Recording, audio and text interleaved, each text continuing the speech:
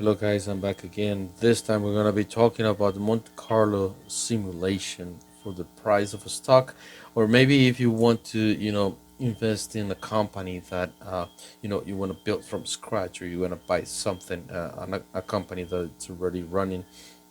Maybe this is gonna be a very useful tool or a very useful set of calculations, so you can make some very well informed decisions that maybe can help you out, to take a decision, make a decision. But this time we're going to be using this, to get the fair value of Walgreens, and we're going to be using some statistic stuff. Not very complex, but uh, everything comes down to what's the present value of the future cash flows. So that's basically what finance is. So I started off with this Yahoo Finance, and I thought it was a good idea to use something that it's not so big. Actually, well, it is representative, but it's just not as big as Tesla or anything, or the things that everybody does.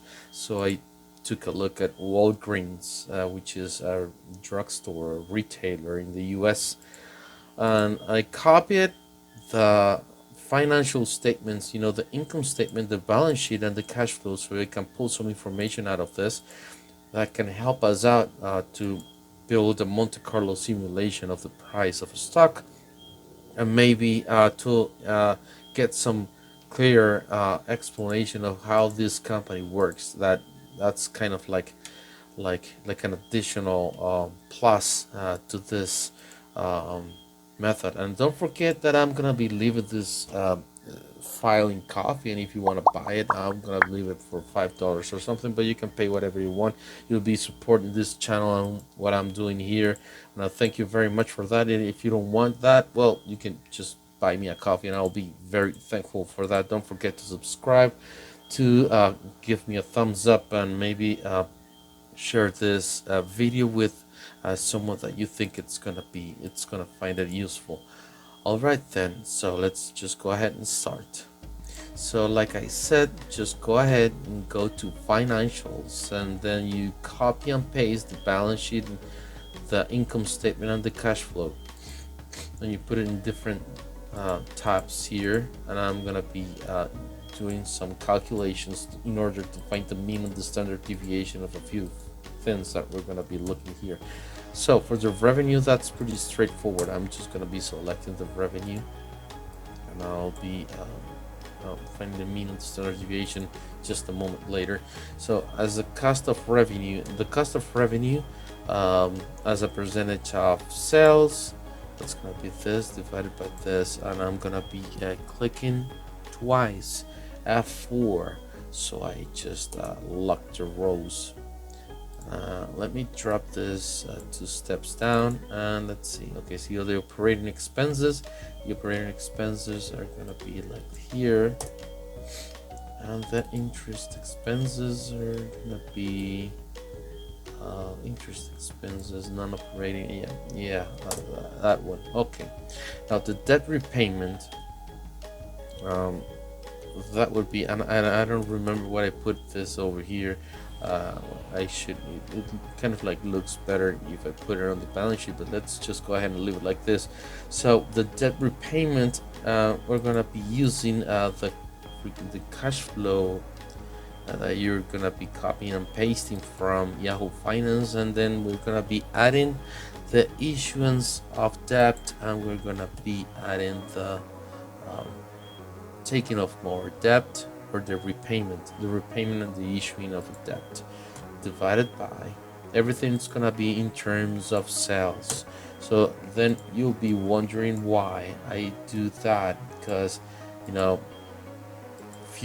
future we're gonna be using different items in terms of revenue that traditionally are used in terms of the cost of goods sold. Well, like I said, this is kind of like a certain rule that everybody's like following up, but it's not actually what you should be following. Actually, if it is clear to you what the revenue is, or it is better for you to forecast your revenue, well, you just go ahead and do everything in terms of revenue. I know there is a lot of orthodox people in here that's gonna say that this is not possible, and I'm just talking stuff, but actually I'm not. This is, after all, just um, um, a projection, right? So okay, so for the mean you get just the average, and then for the standard deviation, just double click here, stdev.s, and we select the values over here. We have that, and we hit enter, and we drop it to the very end. Let's change the format so we just don't get scared. There we have it. Okay, that's beautiful, peaches. All right, now we're gonna find the difference. Okay, we already have the revenue over here. I forgot to put it, but that's nothing. That's just linking the revenue from one sheet to another. Okay, so for the receivables, so what we're gonna be doing is to find the excuse me, the variation of the receivables in terms of the revenue. So that is, if we take the future value, one second, we should be starting off from here. So we take the future value of the receivables minus the initial value, and we divide that by the current sales here. Yes, and then we copy this up and put it over here. Yeah. All right. Yes. Let me. Okay, so let's do that again for the inventory. So final inventory minus initial inventory over sales. Right. Here, and accounts payable, we do exactly that, but not much to think here. Just final minus initial, that's the variation, that's in terms of the revenue. So we select that, we take it down here.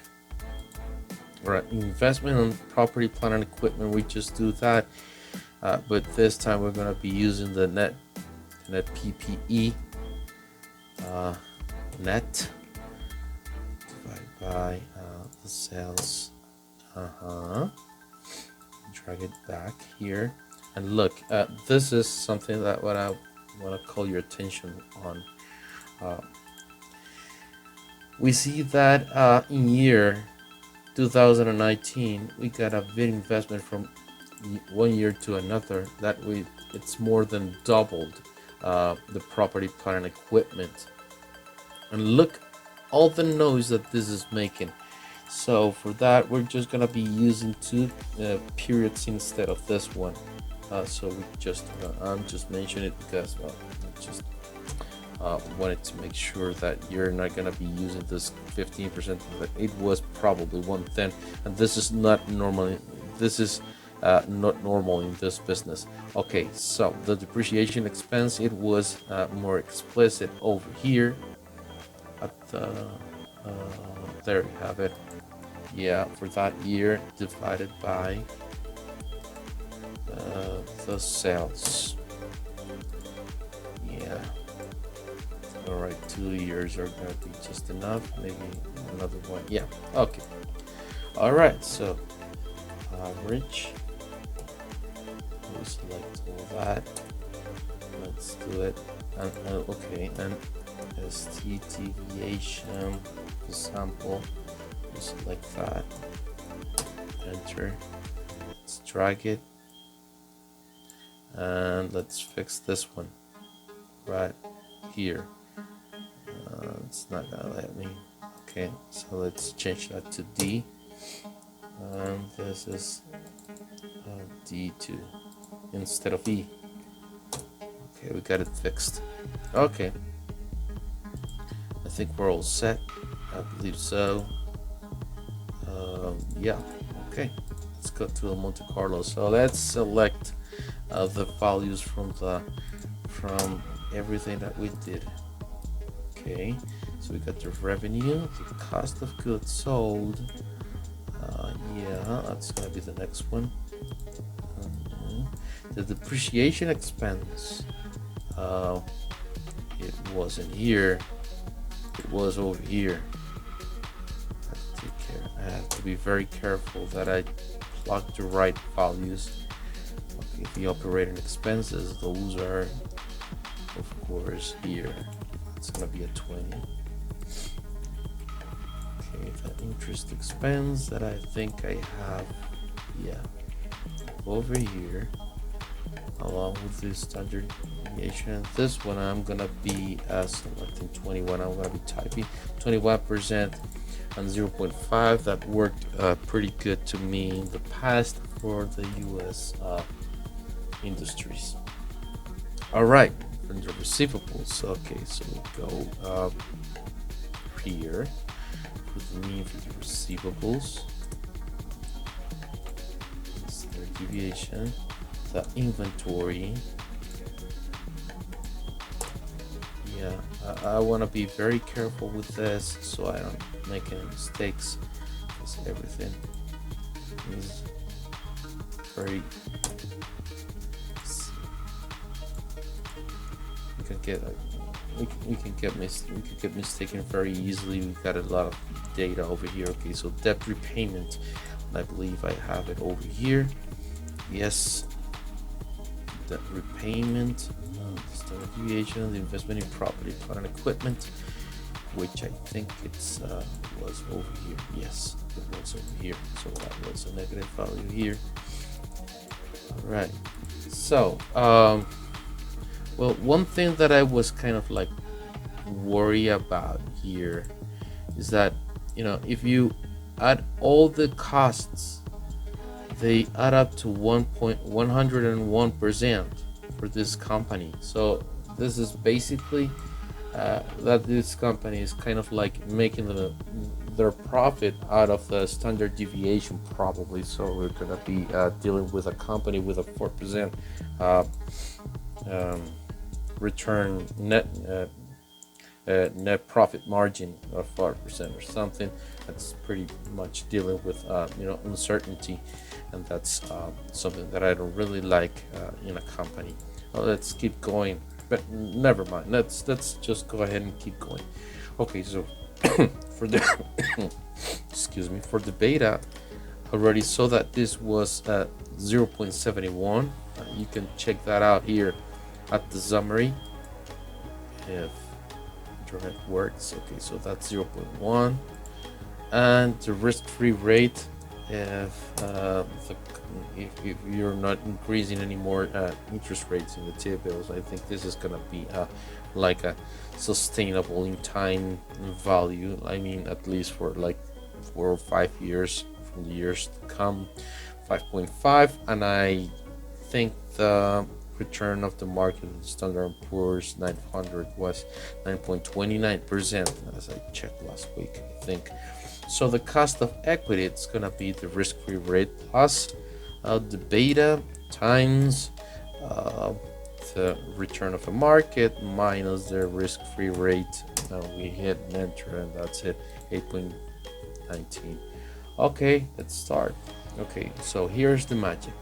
So we start off with the revenue, so equals norm in, and then we type rand, close and open parentheses, so it means that we're going to be dealing with random numbers with a mean of, well, you see over there in standard deviation of that, close and enter.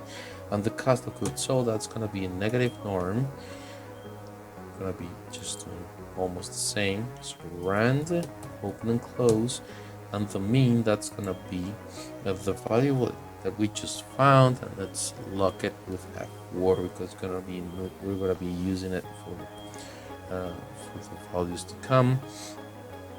Cost of goods sold times yes, this, and the standard deviation, that's going to be the same value multiplied by the standard deviation. We hit enter, and let's just go ahead and drag that to the very end until we get to the taxes. because taxes are gonna be called in a different way. Let's check that everything is in order. So operating expenses, cost of goods sold, the depreciation expense, yes, expenses. Okay, great. Okay, so negative.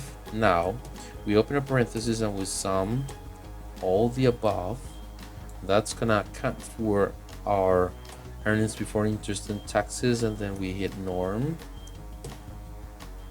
Norm this, norm inf, and rand, open and close, comma 21, comma 0.5. That's just that. Okay, hit enter, and then we add this up. We sum. Okay, we got that one. Okay, now for the net profit, for the cash flow, we start off with the net profit and the depreciation expense. That's gonna be positive in our case. Now for the receivables, we just do what we did before, minus norm, and no prof. Now now rand, open and close. I'm sorry for that. With a mean of this times F4, comma, standard deviation times the revenue, and we hit F4 too. Close and enter. All right, do that for the next. Let's see, yeah. And this one, yeah, that's a positive because the payables are positive, remember? All right. Okay. Now the debt repayment, that's a negative value. So norm inf and open and close, comma, mean times the revenue, comma, the revenue times the standard deviation. We hit enter, and same goes over here for the investment in property, plant and equipment. So norm inf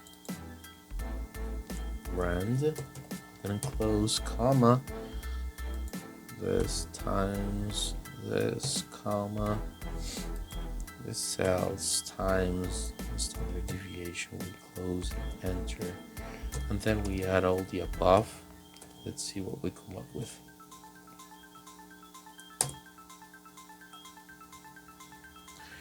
All right, so okay, let's link this cash flow here. Let's use okay, I took the liberty to type until 2000. Well, actually it wasn't typing, but you know what I mean.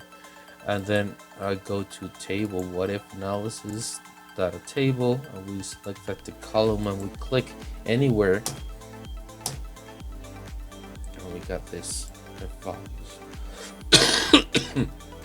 Okay, now the props to succeed, so equals count if we get the range, comma, open quotes, greater than 0, divided by count, the count of the years that the times that we're gonna be running this simulation. So we get 62.5. all right, so the expected value is going to be the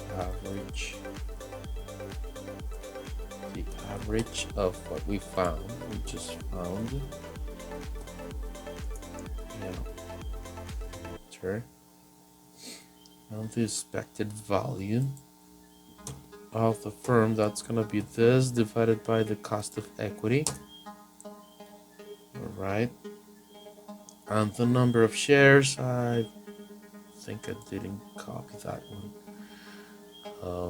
Let's go to financials, and this should be in the balance sheet, but I think I didn't copy that. I will recall I didn't.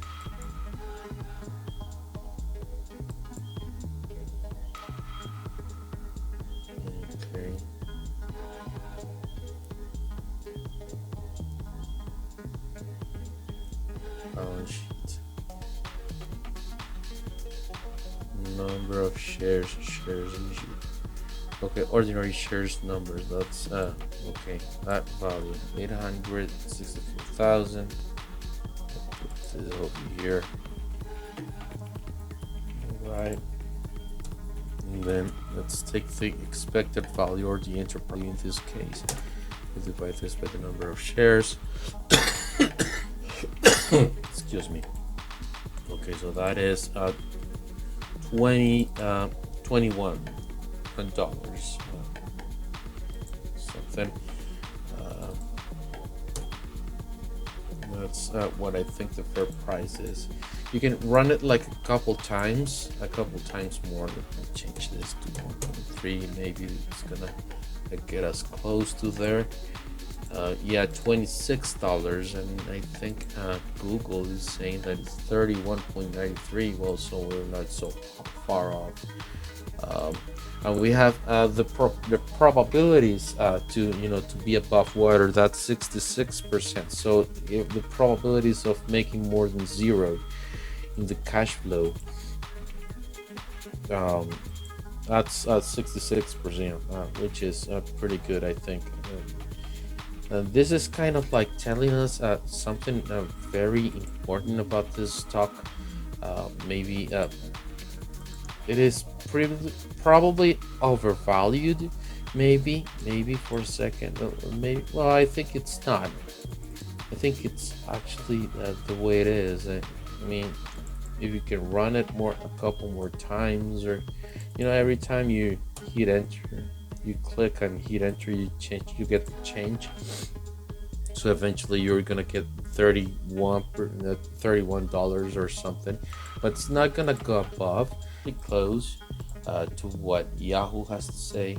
Like I said, it's something that this is a company that probably is providing all its cash from things that are not operational, and this is something that you should be very aware of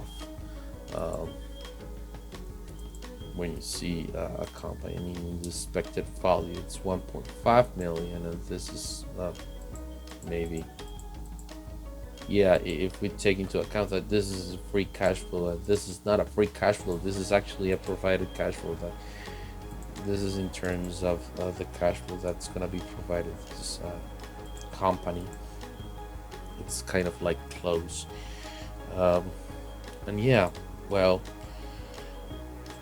this is it. Thank you very much for watching, and I'll see you later. If you have any questions, just let me know. Don't forget to, I'm gonna leave this in coffee. I'll see you. Bye bye.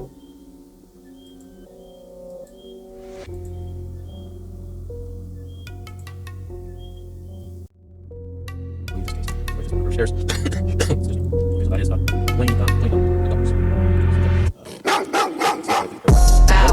원래 스베테가 마블러시 왜 남의 딱야 남의 도게 카왈리니 갤러 하크 I have to go and bim bim let's go 누구해 who's gone 누구해 가다 마다 호에텔로 motherfucker I 데니 데키 나이